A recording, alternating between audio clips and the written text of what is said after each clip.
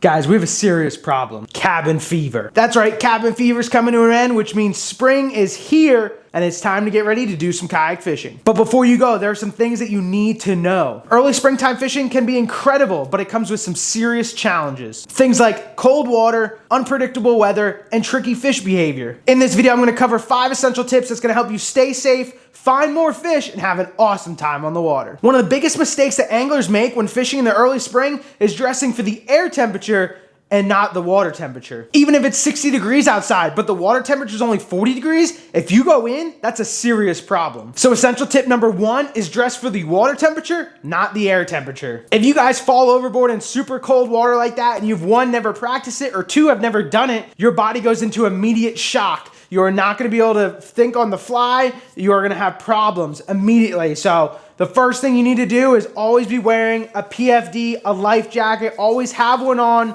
zippered, buckled, ready to go. I even highly suggest the non-inflatable ones because if you don't check when the expiration on those tanks go, or you don't test it every couple of years, it might not go off. And the last thing you wanna do is fall in the water and your PFD not work. So I get in the summer when it's super hot out to wear the inflatables, but cold weather, I highly suggest the actual foam ready to go no matter what. If you fall in, get yourself a foam PFD for the cold water. And guys, dress properly from head to toe. Avoid cottons, use moisture wicking fabrics, and just make sure you're dressed properly for in case you go in. Number 1 thing would be a dry suit. If you guys fish moving waters, rivers, and creeks, I know they can be fabulous in the cold water. I highly recommend a dry suit for those. They will keep you waterproof for a long period of time if you fall in, so you will have ample amount of time to get out of the water safely. But I use actually my ice fishing floating suit, and I don't fish moving water. This is just for lakes in the cold water, is a floating suit, ice suit. So what this is literally if I fall in, I float. So I use the float suit bibs, I use the PFD on top, and then together I'm literally floating.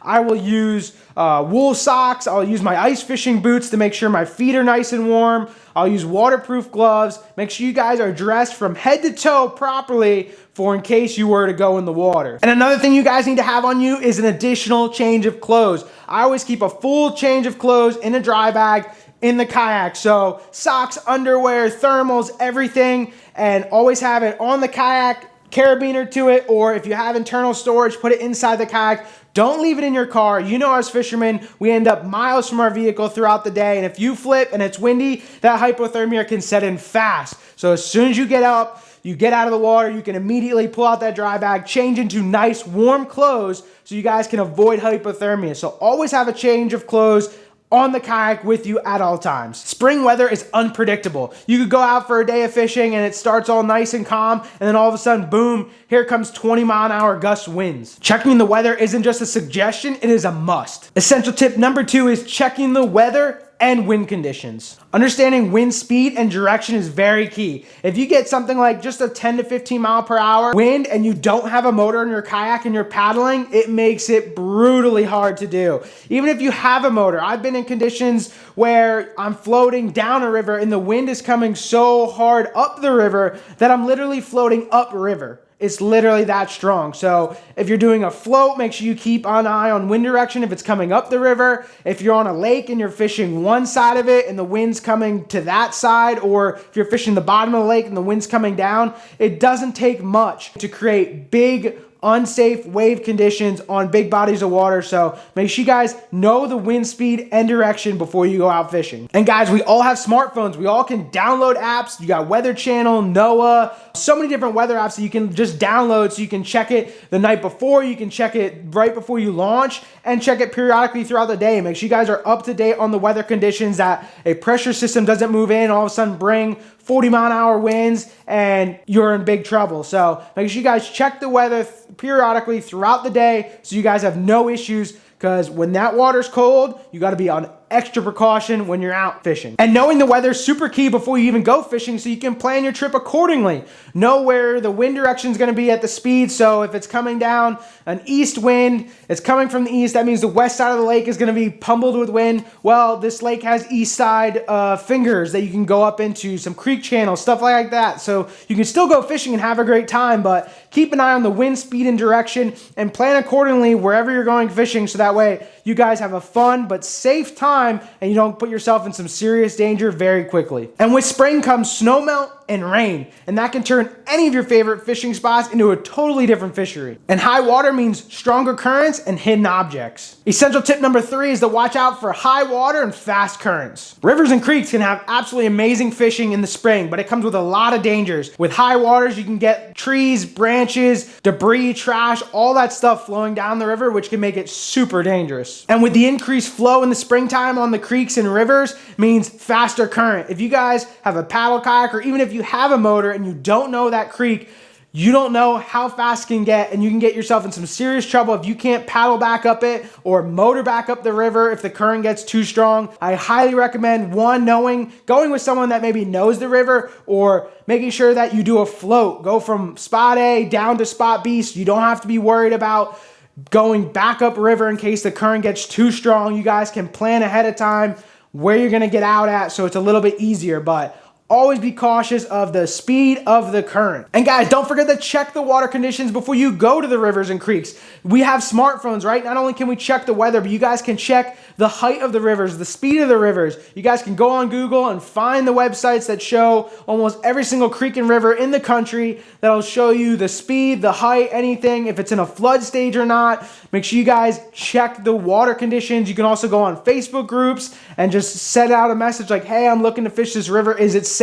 I've never fished it, or I have minor experience. Make sure you guys check water conditions like the flow before you hit the water. And look at the water, guys. See if it's super muddy or super clean. If it's super muddy, the fish can't even see. They should be up along the bank, but who knows? If you guys have never fished it, the conditions are and you don't feel great about it, and the fishing might be tough, then don't go out. Wait for better conditions, or wait to go out with someone that knows it a little better, and maybe they know where the fish are at so you can have a good time. So don't push your luck. And if you guys do decide to go out into high muddy water condition, that can be absolutely some of the best fishing in the springtime. Make sure the current's not too strong. Make sure it's plenty safe, that you feel comfortable going out. They are going to be against the bank, behind eddies, behind log jams, and they're going to be stacked up and chewing. So you guys can throw moving baits, vibration baits, bright colors, and you guys should absolutely catch a ton. High muddy water in the early spring can be some of the best fishing. Having the right gear can make or break your trip. You don't need to bring the whole tackle box, but there are a few key things that every early springtime kayak angler needs to bring. First thing you guys need is a paddle leash. If you guys are fishing in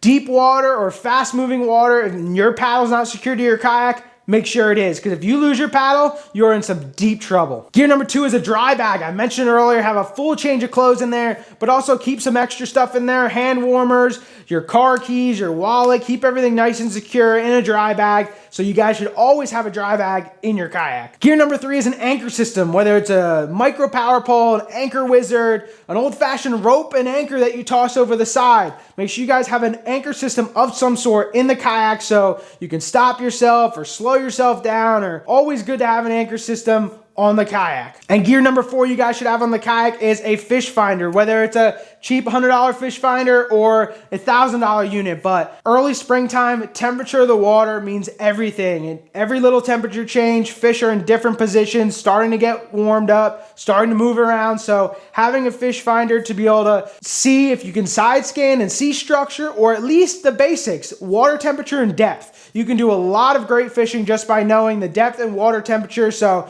if you guys have some sort of fish finder, make sure it's on the kayak. And don't forget your tackle, guys. There's so many baits in the world of bass fishing, but there are some key baits that you guys need to have in the kayak when you're going early springtime fishing. Bait number 1, guys, is a jerk bait. You must have jerk baits in your kayak with cold water temperatures. These are absolutely killer. No matter what brand you like, have jerk baits in the kayak. It's great for the cold water temp when the fish are suspended, transitioning. They're just starting to get up into a little bit shallower water. You cannot beat a jerk bait. Bait number 2, guys, is jigs with soft plastic trailers. You cannot go wrong with a jig in the early springtime. Whether you want to go down to a micro jig or go up to to a little bit bigger size. I like the small micros, the compact jigs. Make sure you guys are going a little bit smaller because the water's still cold. The fish are a little more lethargic still than compared to your summertime fishing, of course. So I like smaller compact jigs in the early spring, but make sure you guys have some jigs in your tackle box. And bait number 3 are crankbaits, red crankbaits to be specific. If you know, you know, springtime, can't go wrong with red crankbaits, whether it's a lipless crankbait, a rattle trap, or it is a square bill shallow diving crankbait, especially in red. Got some rattles in it. You guys cannot go wrong with red crankbaits in the early springtime. And if you guys are still struggling to catch fish, make sure you guys remember to downsize your baits. Like I said with the jigs, go smaller, go to smaller crankbaits, smaller jerkbaits, smaller jigs, little Ned rigs. If you guys are finding it tough to catch fish, don't forget to go smaller in the springtime. If you talk to the glide bait guys, they're going to tell you to go even bigger than smaller, but guys, highly suggest trying to go smaller if you're struggling to get those bites. One of the biggest challenges when early springtime fishing is locating the fish. They're not fully in their spawning areas, but yet they've left the deep water. So where do you look? Essential tip number 5 is to know where to find the early spring fish. For looking for fish in the springtime, there are some key locations that you guys need to know. Key location number 1 is drop-offs and transitions. You got that shallower, flat area right next to the creek channel of the lake where it dumps right down into a drop-off into deep water. They're going to come out of that deep water, whether it's down below or they're suspended on that deep water. They're going to come onto that transition area as soon as it starts to warm up. So that's location number 1 that you guys need to check. Key location number 2 is rocks and riprap. If you guys have a really good rocky area of the lake or there's a riprap along the whole dam, usually all the dams are all rocks. Guys, rocks heat up quick. You get those nice 60-degree weather days and that sun is just beating down on those rocks. It's going to warm up that water temperature faster than anywhere else. So if you guys know your lake or body of water that you're fishing has a ton of rocks, key in on that, especially on those warm, sunny days. That sun is going to be warming up those rocks, and that's where those fish are going to want to be. And location number 3, especially if you guys are fishing in the later afternoons, you know, you worked all day, you're going to sneak out for a couple hours. Guys, the shallow water always warms up faster. So make sure you guys are checking out shallow areas, especially if it's got rock. On top of it, some shallow, rocky areas in the afternoon when that sun's been up all day. It's going to be warming up that section, and those fish are going to be feeling the most comfortable, the most active out of anywhere on the body of water that you're fishing. And guys, the one thing that you always need to be aware of is the water temperature. That water temperature is going to be telling the fish what to do. If you are still below 50 degrees, they're going to be out in that deeper water. They're going to be maybe still out suspending, but they're going to be deep, deep. They're not going to be moving up yet. Very, very slowly. Maybe some will start to move up, but especially when it's below that 50 degrees, make sure you guys stay out in that deeper water yet until they start to move up. And with that being said, guys, that water temp hits 50 degrees to 55 degrees. Those fish are going to start to move up. They're going to feel that warm water. They're going to know what to do. They're going to start moving up. So that's when they're going to come up on those transition areas and start getting ready. They're going to start getting ready to feed up for that spawn in a couple weeks or a month or so. So make sure you guys are always paying attention to the water temperature. And with that being said, guys, when that water temperature gets 55 to 60 degrees, those fish are pulling up. They're feeding, they're getting ready for that spawn. 60 to 62 is generally when those fish are spawning. So you're going to want to be looking closer to their spawning areas, shallower water. They're getting ready. They're going to be just outside of their spawning areas. The males might even start be going up, especially when you get to the 60-degree water temp. But guys, always pay attention to that water temperature, and that's going to put you on the right area of the lake that you need to be when those fish are moving. If you guys follow these 5 essential tips, you will not only be safer on the water, you'll be more successful this spring. If you have any questions or comments and you think that I missed something, drop it down below. Appreciate all the continued support, guys. If you haven't already, subscribe down below. We got a bunch of content coming out this spring. We got more tips and tricks videos coming, but open water's coming. Cabin fever's ending. We're getting rigged up. We're getting ready to hit the open water, and we got a bunch of fishing to do this spring. So get ready. Subscribe down below. You'll be able to see when all my videos come out, and let's get ready for open water season. Good luck, guys. Be safe. Dress warm. No fish is worth your life, so always be prepared, have a great time, and go catch your PB.